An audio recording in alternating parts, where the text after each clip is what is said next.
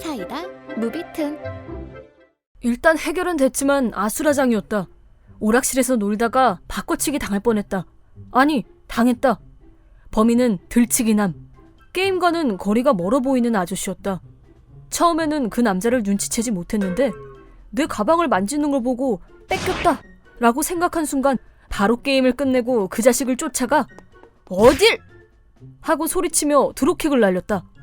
내 발차기에 쓰러진 들치기남이 킥을 잘못 맞았는지 의식을 잃고 말았다. 순간 나도 정신이 번쩍 들어 남자에게 괜찮아요? 이봐요! 라고 말을 걸어보았지만 남자는 꿈쩍도 하지 않고 누워있었다. 역시 너무 심했나? 라는 생각에 일단 마음을 추스리고 오락실 직원을 불러 자초지정을 설명한 후 드롭킥을 날린 이유를 설명했고 점장이 경찰과 119를 불러주었다. 과잉방어였나? 하고 조금 초조해지긴 했지만 들치기남이 바꿔치기 하는 모습을 오락실에 있던 다른 손님들도 봤고 게임을 하던 몇몇 손님들이 경찰에 증언을 해줘서 정상 참작이 인정되어 나는 혐의 없음으로 끝났다. 가장 심하게 불똥이 튄 사람은 오락실 점장이었다. CCTV를 더 늘리라고 몇 번을 말해요! 라며 경찰에게 혼났다. 그러고 보니 확실히 크기에 비해 CCTV의 수가 적은 감이 있어 보이긴 했지만 경찰과 119를 불러준 걸 생각하니 왠지 안쓰럽고 가여웠다. 그리고 들치기남은 구급차에 실려 병원으로 옮겨졌다. 경찰이 고소하실래요? 라고 했지만 잃어버린 물건도 찾았고 시간이 아깝기도 했거니와 두 번 다시는 얽히고 싶지 않아 거절했다. 며칠 후 집에 의외의 손님이 찾아왔다. 들치기남과 70세 정도 돼 보이는 할아버지였다. 에? 우리 집엔 어떻게 온 거야? 깜짝 놀라 집에 없는 척을 하려고 했지만 중요한 볼일이 있어 그러지 못했고 카메라가 달린 인터폰으로 대화를 나누기로 했다. 무슨 일로 찾아오셨어요? 나는 들치기남의 아비 되는 사람이요. 사과하러 왔소. 라며 저자세로 나오셨다.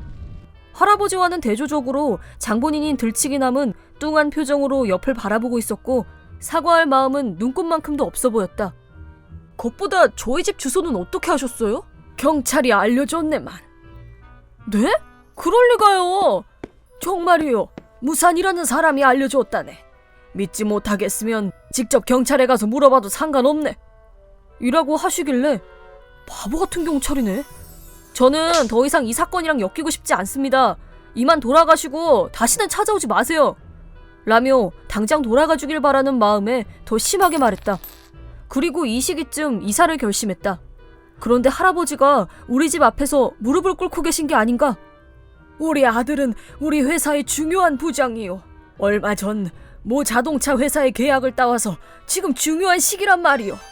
그런데 자네가 가방을 훔쳐가기 좋게 놔두는 바람에. 뭐라고요? 아니, 자네도 젊은 것 같으니 세상 물정이 어두운 건 이해하네. 나도 젊었을 때는 그랬으니까 말일세. 다 그런 것이니 부끄러운 일이 아니란 말일세. 무슨 말씀을... 물론 우리 아들도 잘못하긴 했지만 어떤 의미에서는 우리 아들도 피해자라는 걸 알아주지 않겠나. 그러니 이쯤에서 서로 없었던 일로 하고.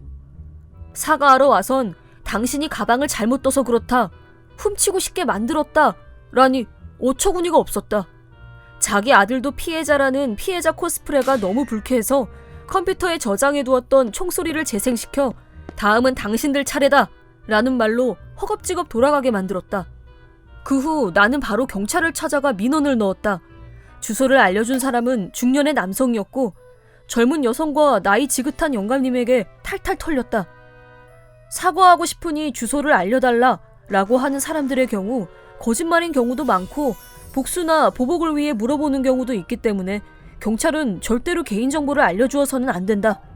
그런데 들치기남의 가족이 필사적으로 사과하고 싶다, 사죄하고 싶다고 고집을 부려서 무심코 알려주었다고 한다. 이번에는 정말로 사과하러 온 거라 다행이었지만 만약 복수가 목적이었다면 이라고 상상하자 경찰 아저씨의 정보 유출이 굉장히 위험한 행동이라는 생각이 들었다. 그 후 경찰이 들치기남에게 연락해 우리 집에 직접 찾아가지 말라고 경고했다고 한다. 하지만 그럼에도 불구하고 들치기남과 함께 그의 아버지와 어머니 그리고 아내까지 우리 집을 찾아왔다.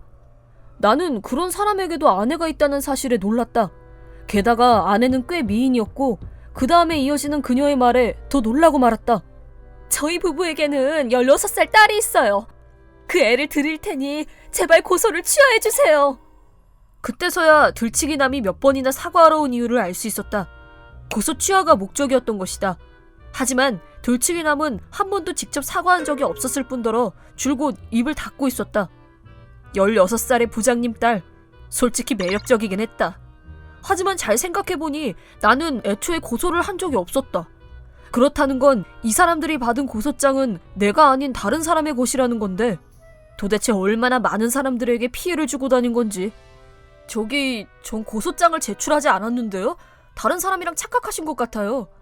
아니요, 그럴 리가 없어요. 남편은 당신 말고 다른 사람의 물건을 훔치거나 하지 않았어요. 그렇죠, 여보? 저는 정말 제출하지 않았는데요?